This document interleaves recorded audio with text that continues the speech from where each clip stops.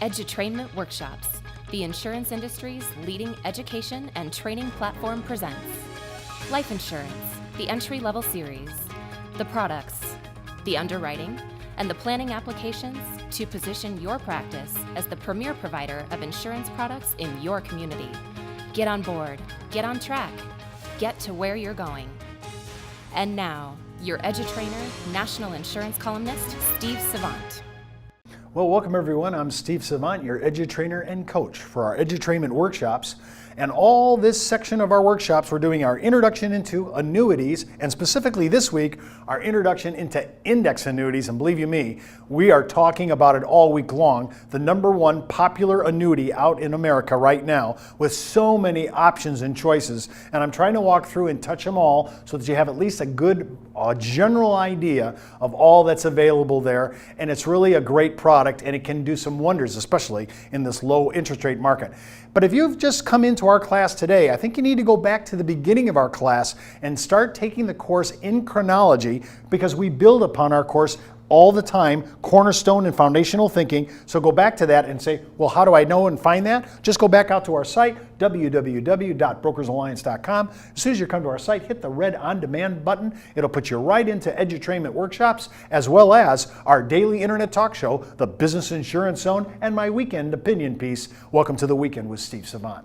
Well, we're talking about it today. We were on annuityspecs.com, one of the top due diligence for annuities, especially in indexing, all that's indexing, and designed and distributed by Cheryl Moore, one of the top guns, if not the gun, in indexing in the United States when using insurance products. So what I want to do is I want to go to our board again. We've went through about half of the provisions. I want to walk through the rest of it and just give you an idea and get you familiar with some of the phrases and the terms that we use for index annuities when we're talking about provisions and perks of the policy.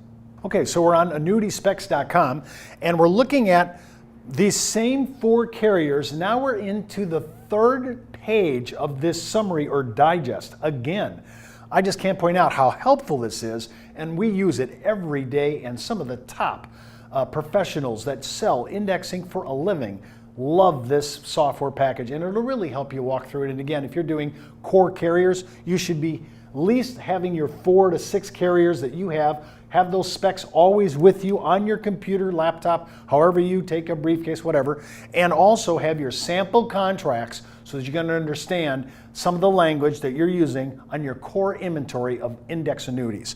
Now, on this spreadsheet, we've talked about the participation rate. We've talked about caps, rate caps. Now we're going to talk about rate spreads. Now, interesting enough, the 4 that we're showing here don't have any spreads because they're just using, on the ones that we're looking at, the products, they're just using their caps and their participation rates. But all 3 of them ultimately are doing the same thing. So when you think about it, I want to look at what is the par rate, what is the cap rate, what is the spread rate, and if they combine the participation and cap rate in some way, I want to look at that and become knowledgeable about that. The spread rate is going to be, they may say, hey, our spread is 300, it's the S&P is 10, but our spread is 3, you're going to get 7, and that's all you're going to get. So you just want to look at what is the spread rate, and these 4, they just happen to have, they're not using the spread rate, so just be well aware of that. Now, every one of these contracts, and it's a good thing because remember, in Monday's show, I brought this out, almost 24% in the first quarter of 2012, almost 24% went into the fixed bucket of the indexed annuities across the board in the United States in total sales. So when you look at numbers like that, you have to say, wow, I wonder what kind of fixed rate I could get on this kind of platform. So let's just look through these 4, just a kind of an idea. Again, we're using the 4 that we use predominantly right now, seem to be big sellers out of our distribution channel. So when I look at this first carrier, they have a 1.5% and it's guaranteed for 8 years. So they're looking at a lockdown rate of 1.5. And by the way, just as in comparison, probably the lead fixed annuity 5-year is probably right around 3%. It's right around there, give or take about 20 basis points either side. So 1.5 on this, if you said, boy, I just don't know about the indexes, remember, we went through a period 2001, 2002, and 2003. If you were using the S&P, that was kind of a bad section of time. You would not have lost anything, but you would not have been credited anything either. So just keep in mind that you have to remember that there's certain base contracting and crediting methods. Here it's 1.5% guaranteed for 8 years.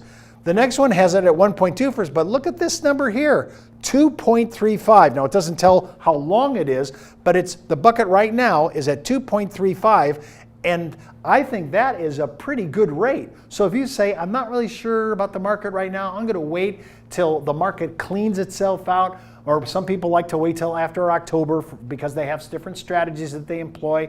Wait till that comes. I want to get into the index now, but I want to be in position. I might go ahead and go into my side fund, and then you got to look at how many of the contract, what's the contract privilege of moving from my fixed to my index, or from my index into my fixed. Do they allow more than once a year? Do I have to wait till my anniversary? Everybody's going to be different in their language. That's why, I recommend that you look at your sample contract and always have a good idea what that does. The next thing I want to look at is my guaranteed participation rate, cap, and spread. Now, we were talking current company practice before, yesterday and today, when we talk about spreads, caps, and participation rates. But now I want to know, well, that's current company practice. What's the contractual underpinnings? What's the imperatives in the contract? And when I look at the guaranteed participation rate, caps, and spreads, it's going to map it out for me in all of their different indice levels, how they credit, and I'm going to look at that and say, oh wow, 100% with a 2% cap, or they're going to tell you annually or quarterly or monthly. They're going to break it down so that you understand no matter what happens, you have a guaranteed participation rate, a guaranteed cap, and a guaranteed spread in the contract, so you understand what you're getting yourself into. Now, of course, they're going to be terribly low, but that's just telling you, here's my floor if everything goes bad. So here's what we're looking at. We're trying to look at basic premises, and again, the guaranteed participation rate, cap, and spread is going to be different from every carrier. If you want to know what's the full Monty of everything that's out there, again, annuityspecs.com is excellent. They track it all on index annuities. All of that is index annuities. Then they have what I call a subset. Other crediting strategy information. Some of them will be quarterly point-to-point strategies. They'll have an upside cap but no quarterly downside cap. They may have a fixed strategy that only goes for 1 year with an interest rate enhancement. They may have a lower spread or higher rates. They may go monthly point-to-point, but higher caps and rates apply for certain amounts of money. You gave a big ticket item, in this case $250,000, that might be treated differently. And you might want to look at multiple index strategies. How do they allow this to happen? Like in our one example here, that it could be a play where people say, I just like the multiple strategies of that. So again, what this does is it digests the summary and the basic outline of the policy, and you'll have the sample policy for the language. You'll have this software package, annuityspecs.com, where you can go ahead and look at the actual provisions that have been already summarized for you. And between those two, that will help you stay completely educated and up to speed on the core carriers that you're using. Now what I want to do is I want to go to the last page of this report, and what we've done is we've tried to cover all the basic moving parts and the things that you should know. Okay, we're on our last page of annuityspecs.com, and even though this looks like a half a page, there's some things we have to talk about and make sure that we've talked about every category and its impact on you and the client and how you talk about it. So let's just look at it. Again, we have our 4 core carriers that we're talking about that we sell on our distribution channel. And when I look at this, I'm looking at what will they let you do to have penalty-free withdrawals. Now, it's penalty-free, but it may not be tax-free. It's penalty-free, but it may not be tax-free and without a 10% penalty if you're doing this before 59 and a half. It's all depending on, is it qualified or not, your age, all those things matter in a mix. So when you're talking about, is the withdrawal feature standalone every year, use it or lose it?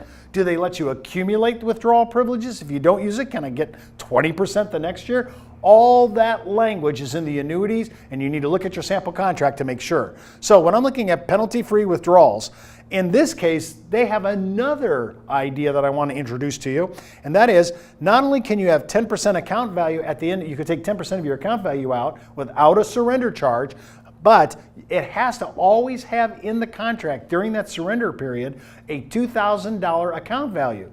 So you have to be careful when you're taking money out so that, number one, you don't incur a surrender charge, but you also have a basement account value that they use in this specific annuity. So you just want to make sure that you understand that, so you're not just taking too much out and then you're going ahead and it may actually trigger a surrender charge, which you do not want to have.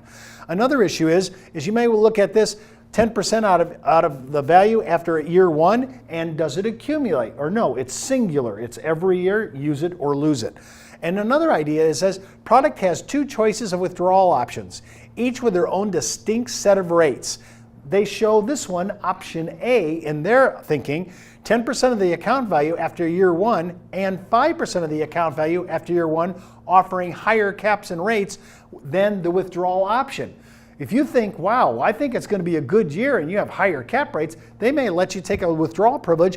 That 5% may go there because they're going to trade off the 5% withdrawal for a higher cap. You just have to say, is that worth it over that time? And really measure out, is that good for the client to consider that? I kind of like looking at this. If I was a little bit of a bull and I thought the market and the indice that I was choosing, S&P 500 as an example, I might want to go that route and say, well, I don't have access to 10% 5, but maybe my cap's bigger.